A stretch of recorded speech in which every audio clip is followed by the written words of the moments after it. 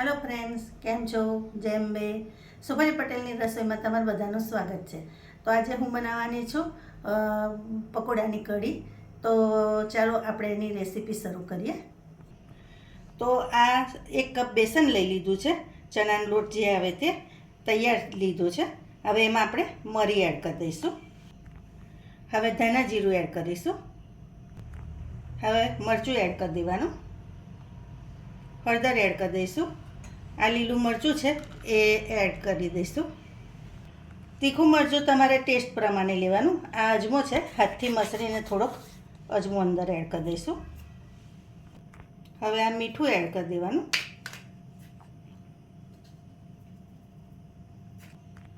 હવે આપણે ભજીયાનું ખીરું બનાવીએ ને એ રીતે ભજીયાનું થોડું ખીરું બનાવી દેવાનું।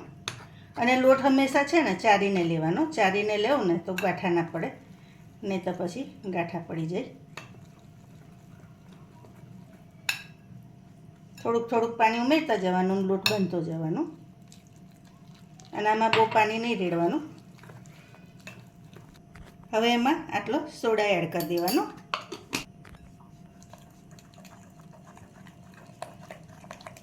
હવે આપણે લોટને બરાબર હલાવી લેવાનો। તો ફ્રેન્ડ્સ, આપણું તેલ થઈ ગયું છે। તો આમાં પકોડા તરી લઈશું। પકોડા તમે નાના મોટા રાખી શકો। હું બહુ મોટા નહીં રાખતી, મીડિયમ જ રાખું છું। હવે આપણે આને ઉલટતા પુલટતા તરી લેવાના। આમાં છે ને અંદરથી કાચા ના રહેવા જોઈએ।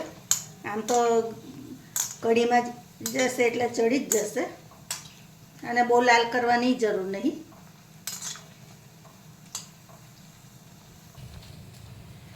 તો જો મીડિયમ તાપે આવી રીતે થવા દીધા હતા। હવે આપણે એને બહાર લઈ લઈશું।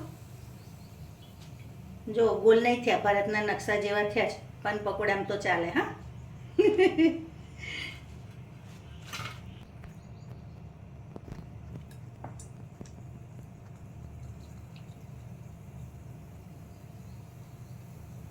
લોટ થોડો ચીકાસવાળો હોય ને તો રવા થાય।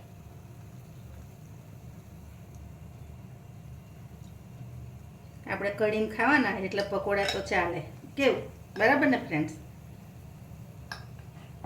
નહીં તો પછી પતિદેવ એવું કે કેવા બનાવ્યા, ભરતના નકશા જેવા બનાવ્યા છે એવું કે। આ તો બોલે જ નહીં ને, કઢીમાં દેખાય જ નહીં, બરાબર ને? તમારે ત્યાં આવું કે છે તમારા પતિદેવ? અમારે મજાક મૂકે, હા, સિરિયસ ના કે। જો હવે ઉલટતા પુલટતા આપણે સરસ એને તરી લેવાના।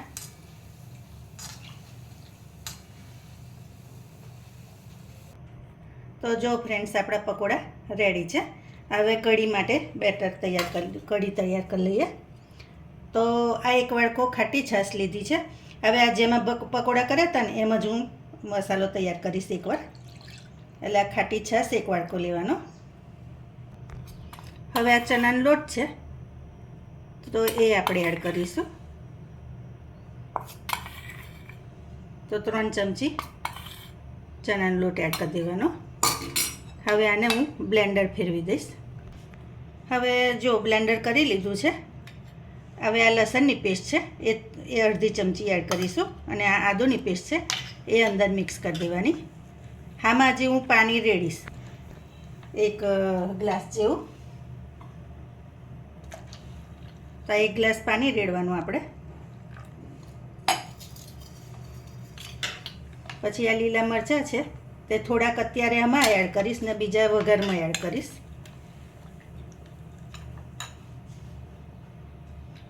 હળદર છે એ અંદર એડ કરી દેવાની।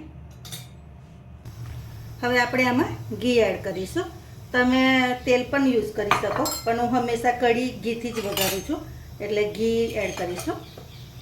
હવે કઢીમાં આપણે મીઠું બાકી છે તો અત્યારે એડ કરી દઈએ, પછી ટેસ્ટ કરીને તમે કરજો। થોડુંક કઢી છે ને મોરી જ થોડીક હોય અને ખાટી હોય।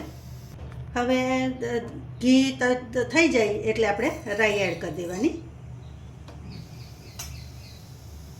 અને થોડુંક 1 ચમચી જેવું જીરું એડ કર્યું છે. હવે આ લીલા મરચાં છે એ વઘારમાં આપણે એડ કરીશું અને થોડીક હિંગ એડ કરી દેવાની. હિંગ મેં આવી બોટલમાં રાખું છું, તમે પણ આવી રીતે રાખી શકો. આ તજ લવિંગ છે અને એક ચકરી ફૂલ આવે ને એનો નાનો ટુકડો છે એ આપણે વઘારમાં એડ કરી દેવાનો. હવે આ મસાલા થઈ જાય એટલે આપણે આ કઢી રેડી દેવાની.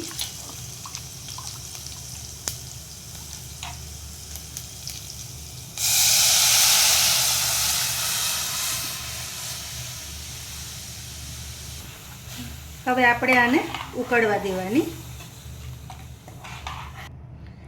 કઢીમાં આપણે થોડી મેથી પણ એડ કરી દઈશું, અડધી ચમચી જેવી એડ કરી છે.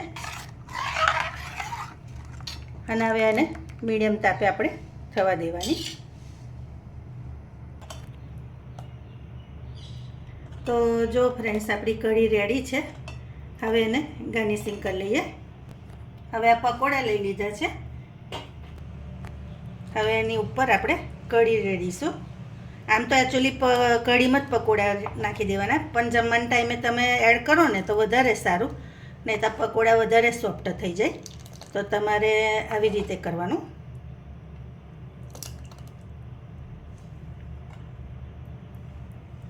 અને બીજું કે મેં કઢીમાં ખાંડ નહીં એડ કરી, તમે ચાહો તો કઢીમાં ખાંડ પણ એડ કરી શકો. ઉપરથી ધાણા ગાર્નિશિંગ કરી દેવાના. અને એક તડકો છે, આ તડકો ઉપરથી આપણે એડ કરી દેવાનો. તો આપણી કઢી તૈયાર છે. તો તમને મારી રેસીપી કેવી લાગે છે એ પણ ખાસ કહેજો. અને એકવાર આવી રીતે તમે ચોક્કસથી ટ્રાય કરજો પકોડા કઢી ખાવાની, તો બહુ સરસ લાગશે. નવી રેસીપી સાથે ફરી મળીશું. Thank you.